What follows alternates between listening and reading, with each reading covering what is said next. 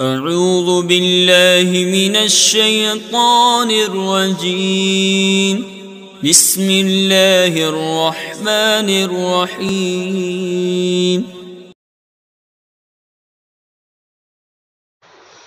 بسم اللہ الرحمن الرحیم۔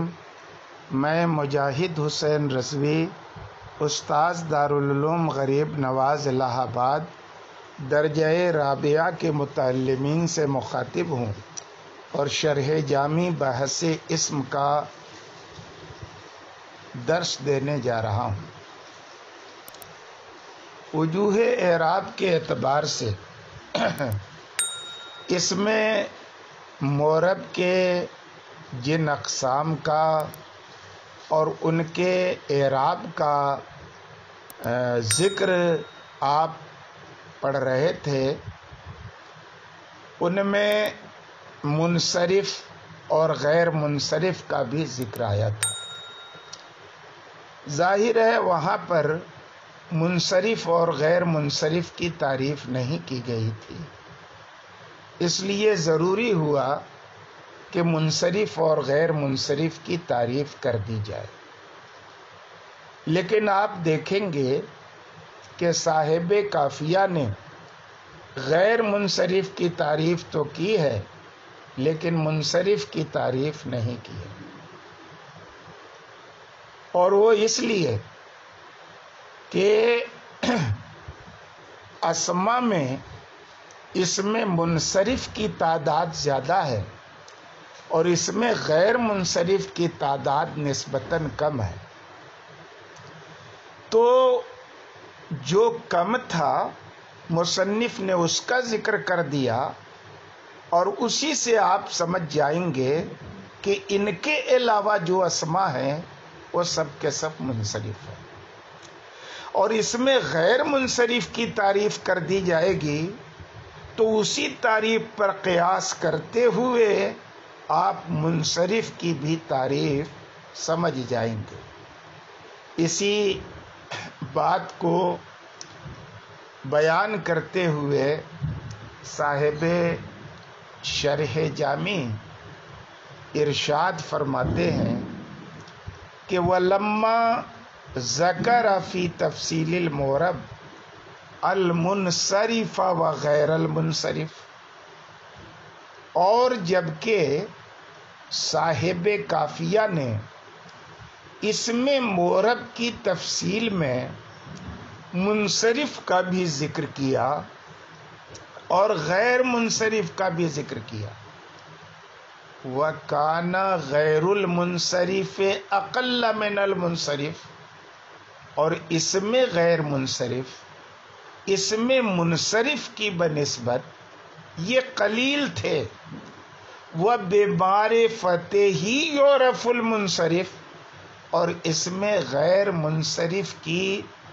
معرفت ہی سے منصرف کی معرفت ہو جائے گی، اعراب تقدیری اور لفظی پر قیاس کرتے ہوئے، ہے نا کہ مصنف نے اعراب تقدیری کہاں ہوتا ہے اس کا ذکر تو کیا ہے، لیکن اعراب لفظی کہاں کہاں ہوتا ہے اس کا ذکر نہیں کیا ہے۔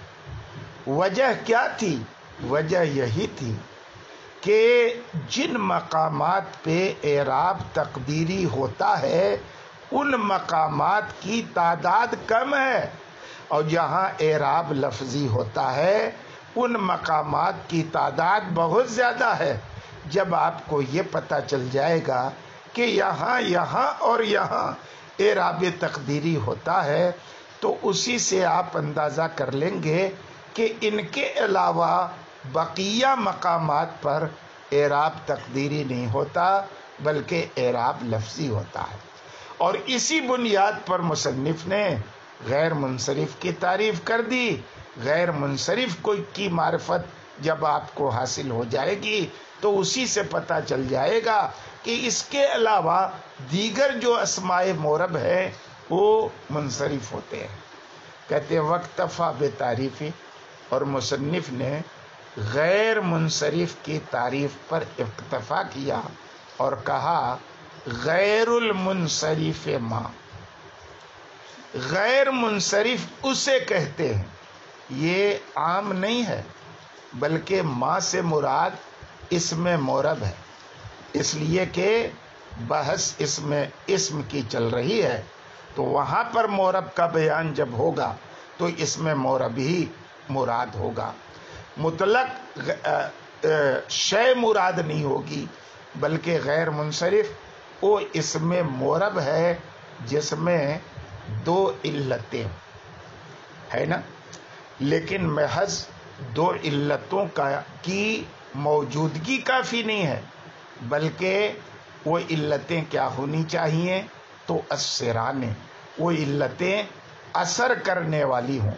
اور اثر کیسے کرتی ہیں علتیں؟ کیا شرط ہے اثر کی تاثیر کی؟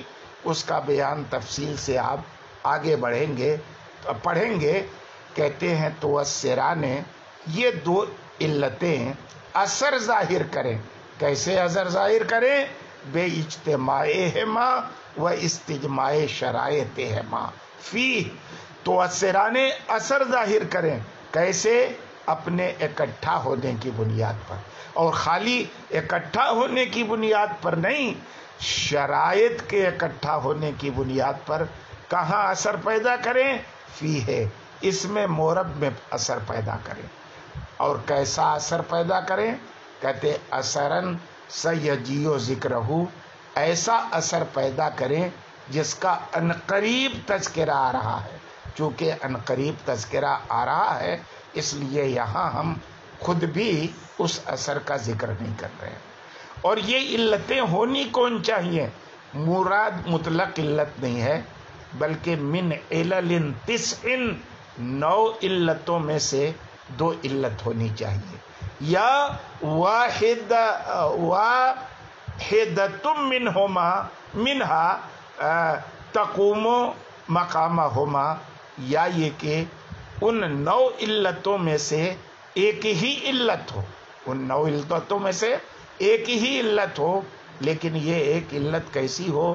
کہتے تقوم ہذہ العلۃ الواحدۃ مقامہما، کہ یہی ایک علت 2 علتوں کے قائم مقام ہو. اے مقام ہاتین العلتین، یعنی 2 علتوں کے قائم مقام ہو. اور 2 علتوں کے ایک علت کے قائم مقام ہونے کا کیا مطلب ہے؟ بے ان تؤثر وحدہا تاثیرہما، کہ بیں طور کے اکیلے یہ والی علت ان دونوں کی تاثیر کا افادہ کرے، یعنی ان دونوں کی تاثیر پیدا کرے اس اسم مورب کے اندر.